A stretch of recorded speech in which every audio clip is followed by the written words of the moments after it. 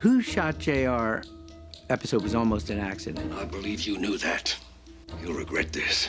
Is that a threat, Vaughn? The cast members were the last people to know. You're a drunk and unfit mother. Everybody wanted desperately to know the answer. Who shot JR? I've put up with all the wheeling and dealing and backstabbing that I'm going to. So they just said, let's shoot the son of a bitch and see what happens. He's got to be stopped.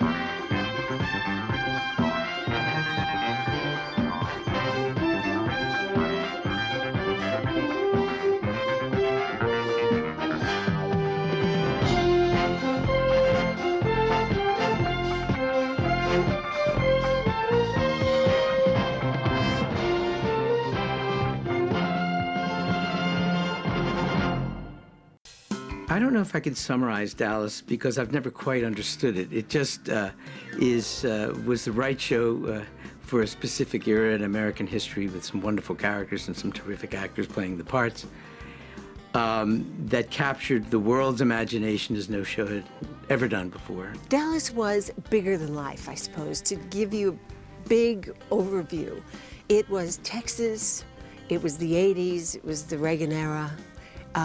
You know, everything bigger than life. You know, shoulder pads, hairdos, jewelry, cars, you know, the whole thing. Dallas was a show about family, and we can all relate. We all have family. How do you stand on this? You don't have to ask, Vaughn. The Ewings are a family. It was a very wealthy family, hard-working family, hard-drinking family, and it was about all the relationships. Hagman was sort of the leader of the parade when it came to Dallas. We all took our cues off of him after the first season, and he was the undisputed central figure on the show. It was his behavior and his attitude and his work ethic that set the standard for the show. I remember he called in after reading it, and he said, well, how do we understand J.R. Ewing? I said, well, he's the eldest, and he's taken on all the responsibility of the family, and he's increased the worth of the riches of the family 50-fold, and his father still likes his little brother best. And the actor was happy with that, and he said, well, how are we going to make him more sympathetic? And I kind of looked at the others in the room, and they said, go ahead. I said, well, I don't think we are. I think what he's discovered is that he likes being bad. I don't have anything to apologize for. And the explanation is very simple. You gambled and you lost. Now, he would never admit that he likes being bad. He thinks that way. He thinks you screw them before they screw you. That's how the world works. That's how business works. But he's really creative at it. Well, I figure your share ought to be about $500,000 a year. Harry, this is what I want you to do. Close down that field. That's right. Shut down every single whale. And so since every time he outsmarts somebody, he thinks of himself as outsmarting somebody who would have outsmarted him, taken advantage of him, he gets great pleasure out of it. And then what Larry Hagman did is take that and really make it lusty. You know, he just loved being bad. Are you trying to flatter me or insult me? I can't make out which. Well, every time they said J.R. enters the office with a scowl on his face and everybody is worried. His secretaries are intimidated. And I always came on with a smile on my face, which made him really worried. So I kind of played against type there, and I played him like a human being. He was just used to being in control and expected it, didn't think anything about it, really. And he enjoyed life, and he enjoyed, you know, handing out revenge and so forth. He was a vengeful guy in a way, but he took a great deal of pleasure in it, which made him kind of interesting. The thing that made J.R. Ewing so cool was that he would do terrible things, but he'd do it with that little smile, and you just want to smack him because it didn't seem like it was bad. And all the bad stuff kind of trickled down to me. Bobby turned out to be a good guy, and Mama was wonderful, and Daddy was great, you know, and I was just the bad guy. So that was like a license to steal as far as I was concerned. Bad guys seem to have more fun than anybody else. You know, poor old Bobby. I mean, I love Patrick Duffy, and he had the hardest job to play in the whole show because he was the guy with the morals. And I was the amoral guy. I got the women, and I got the money, and I got to stab him in the back at least 3 times a year. And it was really fun for me. One of the greatest discrepancies, for the want of a better word, in the industry was not recognizing Hagman's portrayal as JR on Dallas. One of the great acting jobs in television. JR, I opened those wells myself. Yeah. And I shut him. You shut him. Who gave you permission to do that? Nobody. I did it all by myself. Larry was born and raised in Texas, in Weatherford, Texas, so he came in, you know, guns blazing, big hat, full-blown Texas accent. When I first met him, I thought, who is this character? We were in a room in Burbank, and Larry came in with his saddlebags filled with ice and champagne, 2 bottles of champagne. And then Larry popped with his cowboy hat and his, you know, saddlebags, pops the champagne. And it was at that moment, I think, that I thought, we're off to the races. I don't know how long this race is going to last, but we're going, and we're going to have a great time. You can stop that Mr. Nice Guy act of yours, because, JR, my darling, I no longer give a damn about you either. Because the ratings were so huge, the advertising dollar obviously was huge, and they wanted to extend the season as much as possible. The Who Shot JR episode was almost an accident. CBS had ordered the usual number of shows for the season, and then the show was so hugely successful that they asked for 4 additional shows. The season was supposed to end with Jock on trial. I have to arrest you in connection with the murder of one Hutchinson McKinney. The additional 4 episodes required a new cliffhanger. I remember Leonard Katzman sitting down at some dinner talking about that, where they were going, my God, now what are we going to do? And it's got to have something to do with JR, because they always were, you know, centered around the character of JR. And somebody, whether it was Leonard or Art Lewis or somebody, said, well, why don't we just shoot the bastard? So they just said, let's shoot the son of a bitch and see what happens. You know, we'll figure out who did it later.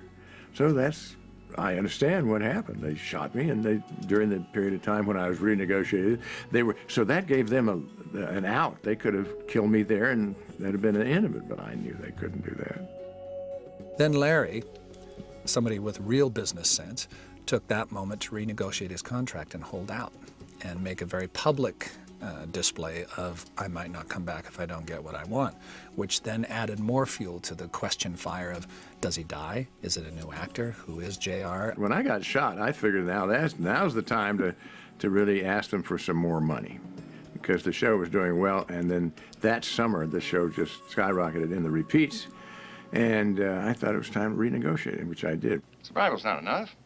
Never has been, never will be. I intend to be the biggest, most powerful independent in Texas. Phil Capiz told me about what they were going to do, and let's keep this a secret. When the phenomenon grew, I started to get nervous whether they told me the truth or not. So I wasn't even 100% sure that they were going to stay with Kristen. When Leonard had to decide who actually was going to do the shooting of JR, there are no secrets in this town, so he had to deal with that fact. And the way he dealt with that fact is, first of all, there was no script that came out with the resolution of who did it. And the rough drafts of the shows that came out afterwards that made reference to it were under lock and key. So the person who did it was myself, and about 6 or 8 other cast members, both guest cast and regular cast members, who actually filmed the shooting of JR. Coming around the corner, camera tilts up, and there you are, gun blazing. I knew I didn't do it. Obviously, it wasn't going to be me. But in order to throw enough red herring out there so that there could be no pinpoint as to the person who did it, a lot of people shot JR.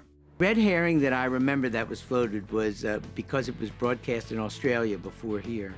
Somebody spread the rumor that Miss Ellie had done it. So once I heard that rumor, I thought, no way. So it was Kristen after all. Of course, everybody wanted desperately to know the answer, who shot JR, before it aired. And I just kept telling people, I don't know. I don't know. And I could pretty much honestly say that. I mean, we had an idea. But we did shoot different endings. I shot an ending I knew that wouldn't be used because I said something like, take that and that and that, you schmuck. When is Lucy ever going to call JR a schmuck? I think everybody wants to think that they know, or they're in the know. I recorded it in a sound booth, so when you hear it, I said in the sound booth, Kristen, it was you who shot JR. So nobody else was in the sound booth, just me, so I knew. Is Kristen doing the right thing?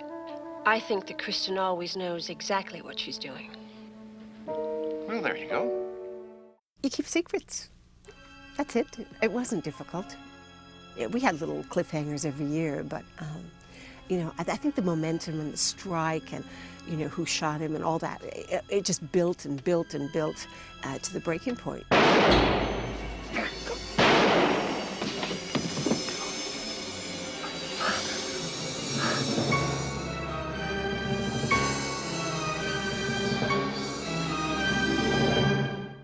It was havoc to live during that time, in a good way. Because, you know, actors, part of the reason we do what we do is because we like people watching. And when everybody was watching, when the world was watching to see what was going to happen, you felt pretty full of yourself. They'd be flying over the Atlantic and say, you know, we're going to announce who shot JR on the airplane. You know, bizarre and weird stories that we heard. The Who Shot JR phenomena was, I know, more felt by Larry than anybody. Okay. Well, now, is that really necessary? Would you get rid of them? I don't want this turning into a circus. As a cast, it was the first time we understood the portent of what our jobs were. I think that was the longest, most miserable summer of everybody's life because, you know, I couldn't even go to the market anymore. In England is when it really got just beyond understanding. I even had a Bobby who saw me crossing, and he stopped buses and stopped an ambulance, and I went across, and then he came over and got my autograph too. When Lynn and I were touring Europe and so forth, it was like being kings and queens. Prince and princesses. It was madness over there, and still is. The production company, Lorimar, decided to have a big party. So we all were in the restaurant 3 hours before the show aired in New York. And what we didn't know is we were in there with the doors locked. We were being held captive in this place. There were cocktails and dinner and everything, so by the time they ran the actual episode for us, it had even aired in Los Angeles. So the world knew who shot JR. The press was unbelievable. I mean, I've never seen paparazzi like that before in my life. And we were all in a little room, and we had a cake and, you know, all this stuff. And then to go out when we left, and the press went crazy. You know, of course, Mary Crosby was right there, front and center with Larry. It was great. It was terrific. What a special evening that was. I thought it was a great idea to have Kristen shoot me, because Kristen was Sue Ellen's sister, and I'd had an affair with her, and she was pregnant. Not my child, somebody else's. But she thought it was my child. Everybody did. I would have aimed better, I suppose. But I had the best motive, and I had it for years. All I care about is that you start acting like a wife and a mother. I am doing the best I can. Well, it's just not good enough. No, but it wasn't me. The effect of the Who Shot JR episode was to make the cliffhanger far more important than it had ever been in television. All that the cliffhanger does now is keep the audience till the audience that you have till next year. Who Shot JR increased the audience because it became such a huge phenomenon. How do you outdo Who Shot JR? You can't touch us. Not now. I don't know how. I mean, I just hand it to the producers and the writers for coming up with great storylines for year after year after year. That's a tough job. I don't think we ever topped the hype of Who Shot JR. But what we did is establish the cliffhanger as the fun part of the season. We knew we were never going to reach the kind of pinnacle that we did with that. And part of the brilliance of Leonard was he didn't try. He knew what he had done before, and that was going to propel us to however many years we got off the show. So everything else was a cliffhanger, not the cliffhanger. The success of Dallas was not shocking to me because I had so little experience in television that I didn't really realize how extraordinary it was until I had, a 20-year career and never had experienced anything like it again. To see the worldwide scope of it, though, was amazing. We didn't realize what kind of a job we had until the Who Shot JR. Now, several things happened to make that even greater than it actually should have been. One was the actor strike, which prolonged the question. The character of JR had already been famous, and shooting him, did he live or die, was a great gimmick. And usually in 3 months you find out the answer. Well, the actor strike elongated that by almost 3 additional months. It was all about ratings, and it was all about what do we think we were going to get, and were we going to be was it going to be the highest rated show in the history of television, which it was, but it only lasted a year. So until the MASH finale. It was quite something, and to this day, I mean, people know where they were. Like when Kennedy was shot, people realized where they were when he shot, and it kind of sticks in their mind. Same with Who Shot JR. We've become a part of television history, and it's a rare and really sacred ground occupied by very few people. And I think if you ask this question to all the cast members, the one thing that will resonate is the level of appreciation. I think Dallas was a phenomenon because of the timing, the time of in the 80s it was. I think people were fascinated by Texans and the wealth and all of that. But then at the end of the show they'd say, yeah, but they have all that money and look at all the problems they have. When I'm asked why I think Dallas was as successful as it was that I think people like to see people that rich, that miserable. Characters were fascinating, the storylines were wonderful, and it was money and opulence and glamour and, of course, greed and seduction and all that. It was entertainment. It was just pure entertainment.